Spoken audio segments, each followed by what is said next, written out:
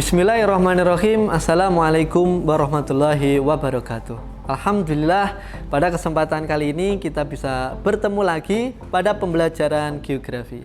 Kali ini kita akan mendiskusikan, akan membahas tentang fenomena biosfer, ya, di mana kita akan menganalisis fenomena makhluk hidup, menganalisis tentang kehidupan, ya, makhluk hidup. Bagaimana kemudian persebarannya yang ada di permukaan bumi, yang ada di dunia, serta kita akan mengerucut pada bagaimana persebaran yang ada di Indonesia.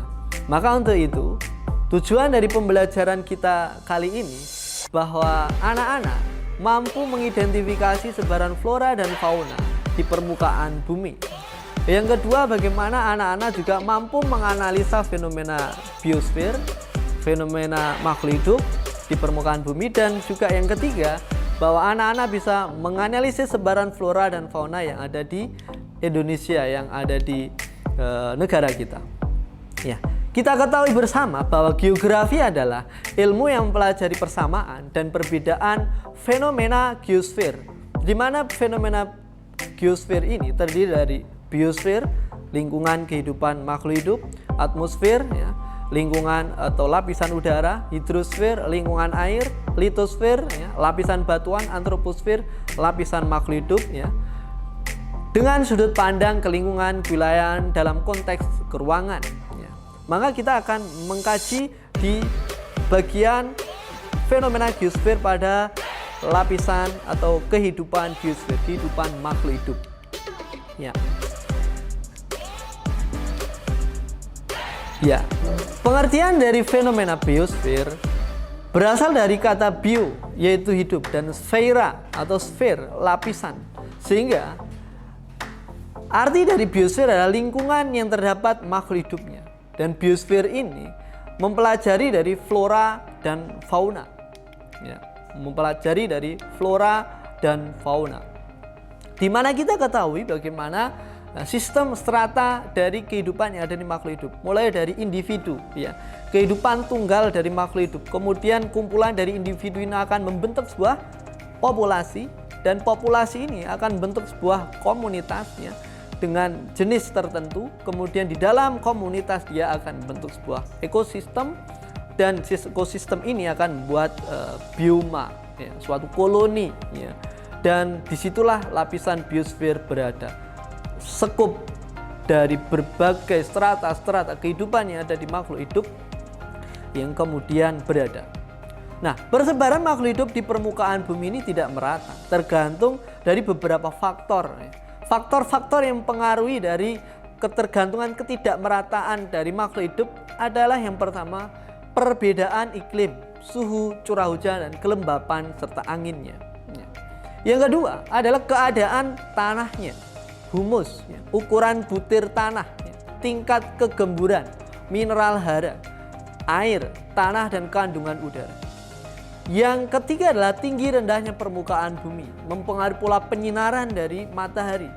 Dan yang keempat adalah tindakan manusia untuk mengubah bentangan alam yang sudah ada ini. Ya. Sehingga persebaran flora dan fauna yang ada di Indonesia ini ada beberapa. Yang pertama adalah faktor penyebabnya, ada dua, tekanan populasi dan juga adaptasi dari makhluk hidup itu sendiri. Ya. Kemudian yang kedua adalah sarananya. Sarananya dari persebaran bisa, yang pertama adalah air. Melalui air dia hanyut dari sebuah sungai, ya, kemudian menuju pantai. Ya. Pantai itu kemudian diterpakan di pesisir pantai, maka tumbuh di sana. Ya. Kemudian juga oleh media udara, ya, terbang oleh udara. Kemudian ada di suatu tempat, maka tumbuhlah dia di sana. Kemudian angin bersama dengan udara, dan juga biotik hewan dan manusia. Hambatannya ada 4, ya. Ada hambatan iklim, kondisi-kondisi iklim tertentu tidak memungkinkan untuk, ya, sebuah flora dan fauna untuk hidup dan berkembang. Juga ada hambatan edafik, yaitu berkaitan dengan tanahnya.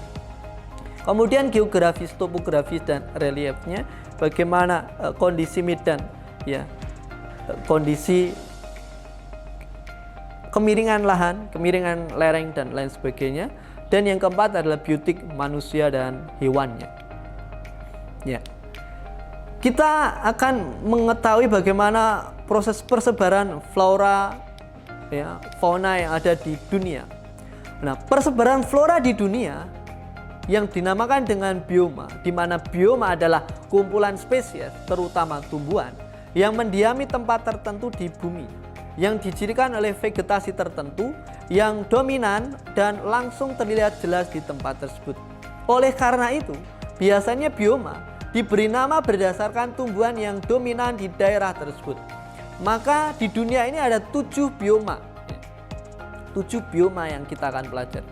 Yang pertama adalah bioma hutan hujan tropis. Kita bisa melihat visualisasinya. Ciri-ciri dari bioma hutan hujan tropis. Yang pertama adalah hutan yang berada di daerah tropis, terdapat di daerah sekitar khatulistiwa, yaitu antara garis 10 derajat lintang utara sampai dengan 10 derajat lintang selatan. Yang kedua, curah hujannya tinggi dan hujan sepanjang tahun. Dan yang ketiga, suhu dan kelembapan udaranya selalu tinggi. Ya. Pohonnya tinggi dan lebat atau rapat. Ya. Jenisnya bervariasi, heterogen dan selalu hijau. Ya. Vegetasinya berupa pepohonan yang tinggi disertai semak belukar dan tumbuhan merambat, dan epifit yaitu anggrek, rotan, jamur, dan juga lumut. Kemudian daunnya sangat lebat sehingga membentuk kanopi, tudung, ya, sehingga menyebabkan di dalam hutan itu gelap, ya, lembab dan basah, ya. Gelap, lembab dan basah, ya. Kanopinya karena lebatnya dedaunan itu sampai menutup dari permukaan, ya. Sinar matahari tidak bisa menembus sampai ke permukaan karena saking rapatnya daun itu. Wilayahnya hutan-hutan yang ada di Indonesia, di Sumatera, di Kalimantan, di Irian, di Jawa, di Amerika Tengah, di Florida, Karibia, ya, di Malaysia, Filipina, Brasil, Amazon, Karibia, Kolombia, India, ya, Sri Lanka, Afrika Timur, Afrika Barat, dan juga Malagasy. Ya. Kita lihat bagaimana rimbunnya tudung dari kanopi yang ada di hutan hujan tropis ini, dan juga kemudian hewannya. Ada harimau Sumatera, harimau Thailand bisa terlihat, dan tumbuhannya besar-besar sekali, diameternya sangat besar sekali. Ya, betapa rapatnya hutan hujan tropis itu, ya, sampai sinar matahari pun hampir-hampir tidak bisa menembus dari permukaan bumi. Ya. Kita lanjut pada bioma yang kedua, gurun dan padang pasir. Ciri-ciri dari bioma ini, yang pertama merupakan daerah sangat hangat. Pada siang hari membeku pada malam hari dan akan kekurangan air. Dengan amplitudonya, temperaturnya tinggi, di mana siang harinya panas sekali dan malam harinya sangat dingin sekali. Yang kedua, hujan sekitar setahun sekali. Curah hujannya ini lebih sedikit daripada evaporasi, penguapannya. Hujan yang turun itu sangat jarang, tetapi penyinaran pemanasan tinggi sehingga penguapannya sangat tinggi sekali. Dan yang ketiga, jenis tumbuhan yang tahan terhadap kekeringan seperti kaktus dan beberapa jenis rumput berduri lainnya. Wilayahnya ada di Gurun Sahara di Afrika, merupakan gurun yang terbesar di dunia. Yang lainnya ada di Saudi Arabia, di Australia, Turkestan, ada Peru di Gurun Atacama dan Pakistan, dan juga di Mongolia. Di sana ada Gurun Gobi. Ya. Inilah sebaran dari daerah-daerah, ya, panas, ya, daerah-daerah gurun itu. Ya. Ada daerah-daerah gurun Sahara, ada gurun beberapa gurun yang ada di dunia. Ya. Terlihat beberapa tumbuh-tumbuhan, ya, dia bisa hidup di antaranya ada tanaman kaktus, ya, xerophyta, ya, seperti ini. Ya, itu. Kemudian selanjutnya yang ketiga adalah bioma hutan gugur, ya. Hutan 4 musim. Cirinya, yang pertama musim semi tanamannya mulai berbunga di sana. Ya. Yang kedua, musim panas akan berbuah. Yang ketiga, musim gugur menggugurkan daunnya. Yang keempat, ya, musim dingin akan melakukan hibernasi, di situ dia akan tidur. wilayahnya ada di wilayah Kanada, wilayah Rusia, wilayah Jepang, Eropa dan juga Korea. Ya. Tumbuh-tumbuhannya bisa kita lihat bagaimana kondisi hutan ya, deciduous ya, gugur 4 musim, musim semi, musim panas, musim gugur dan musim dingin ya. Ya, mulai dari yang dekat saya ini musim semi, kemudian musim panas, ya musim gugur dan juga musim dingin yang saljunya itu. Ya, bioma hutan gugur 4 musim. Di Jepang ada bunga sakura dan ketika gugur terasa sangat indah sekali. Kemudian bioma yang keempat ya, bioma padang rumput stepa. Ciri-ciri dari padang rumput stepa ini di mana yang pertama adalah mempunyai padang rumput yang sangat luas. Yang kedua, curah hujannya tidak merata ya, dan sulit mendapatkan air. Wilayah dari padang rumput stepa ini ada di Australia, ada di negara Argentina, ada di Brasilia, ada di Amerika Serikat dan Afrika Utara. Di mana di Amerika Serikat, Amerika Utara, stepa dinamakan prairie. Di Argentina, dia dinamakan pampa. Di Hungaria dinamakan dengan puesta, ya. Dan di Brasilia disebut dengan campos.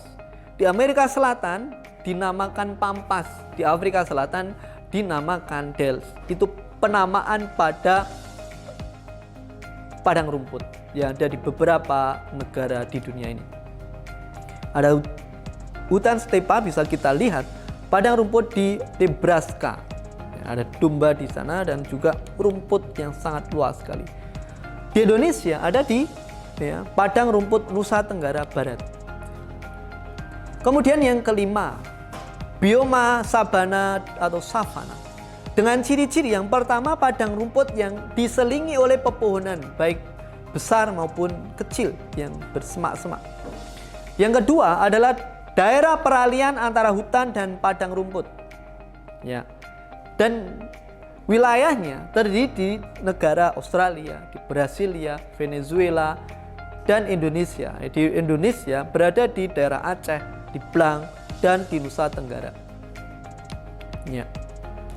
Hutan sabana atau savana, hutan yang padang rumput di sana diselingi oleh pepohonan, ya, yang di situ ada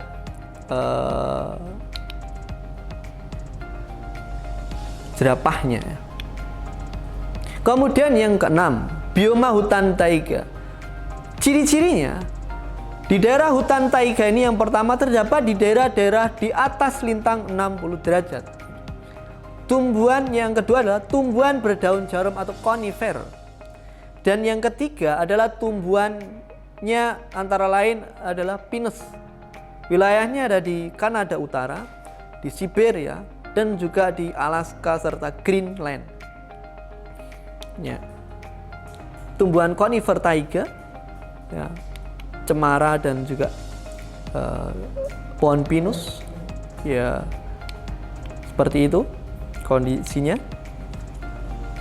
Taiga di mana tumbuhan spruce yang mendominasi hutan boreal dan hutan konifer montana di daerah Sierra Nevada di California sana.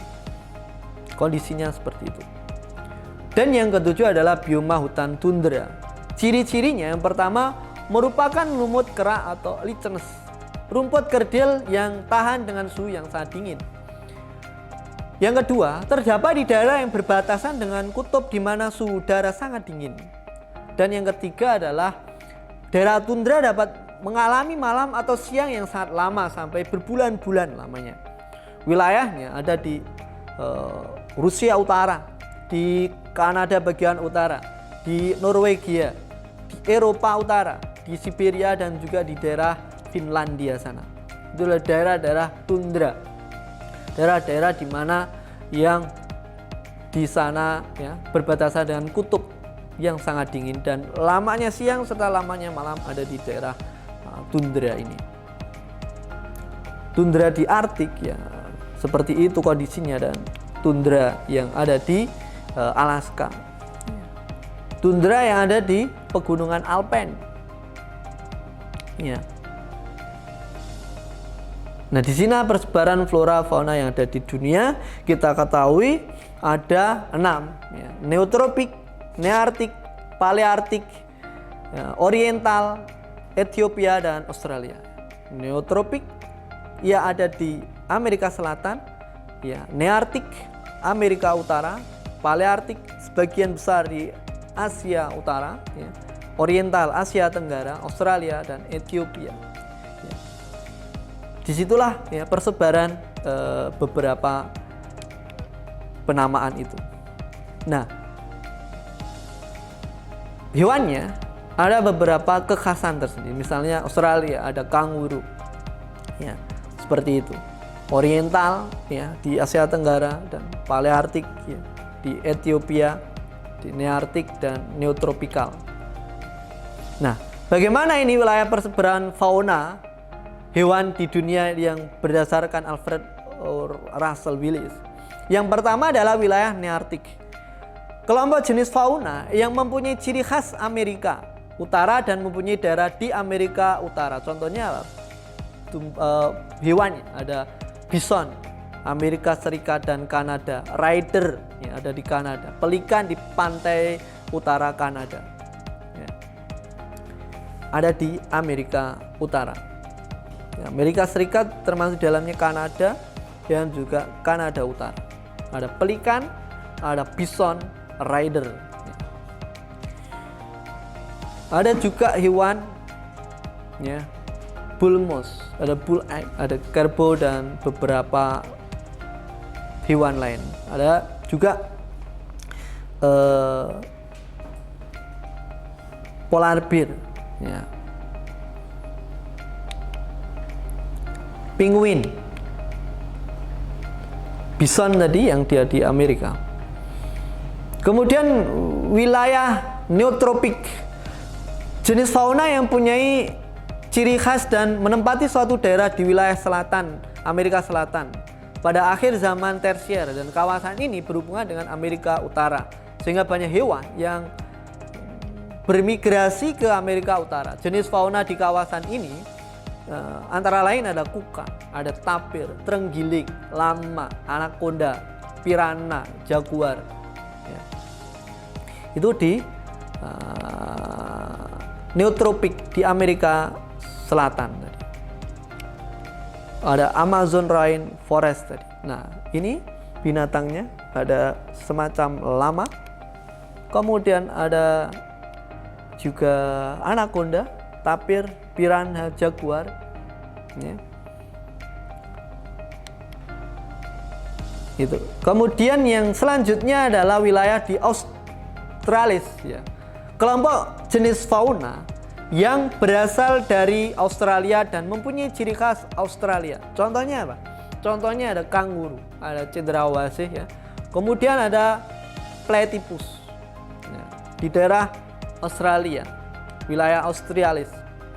Ya. Fauna ya, kanguru. Kemudian ada juga ya seperti itu. Kemudian yang selanjutnya adalah wilayah oriental. Wilayah yang ada di Asia. Kelompok fauna yang menempati kawasan Asia Selatan dan Asia Tenggara serta berciri khas Asia Selatan dan Asia Tenggara. Contohnya ada gajah dari India, badak, harimau dan merak. Ada di wilayah oriental. Ya, gajah Thailand, ya, gajah India, telinganya lebar-lebar. Harimau Thailand, harimau India. Kemudian yang wilayah Palearktik ini di wilayah kelompok di Eropa serta Asia Barat Daya, Asia Tengah dan Asia Utara. Contohnya ada rusa, ada beaver dan lain sebagainya. Ada panda, ya, ada kamel, ya di daerah Tibet. Kemudian di wilayah Ethiopia, kelompok fauna yang hidup di Afrika merupakan ciri khas fauna Afrika. Contohnya ada jerapah, ada gorila, ada gajah Afrika, ada zebra berasal dari Kongo, ada juga cheetah di sana. Nah, antelope, ya, kemudian gorila, ya, ada di sana. jenisnya ada singa tadi, dan juga ada ya, kuda Nil. Badak. Lingkungan biosfer mudah-mudahan sangat bermanfaat bagi kita semuanya, bahwa lingkungan makhluk hidup ya yang ada di permukaan bumi ini yang banyak sekali keanekaragamannya, itu pasti mempunyai manfaat bagi kita, kehidupan kita. Dan juga keanekaragaman hayati, biodiversitas yang ada di Indonesia ya, ada tumbuhan dan hewan yang ada di Indonesia ini. Mudah-mudahan itu kita bisa melestarikannya dengan sebaik-baiknya. Itulah kata kuncinya pada kesempatan hari ini, kita bisa bermanfaat untuk orang lain.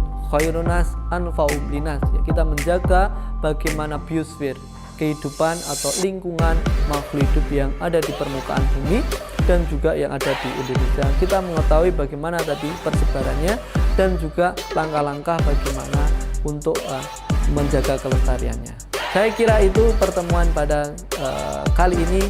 Mudah-mudahan bermanfaat. Mohon maaf apabila ada banyak kekurangan dan kesalahannya. Ya, terima kasih. Assalamualaikum warahmatullahi wabarakatuh.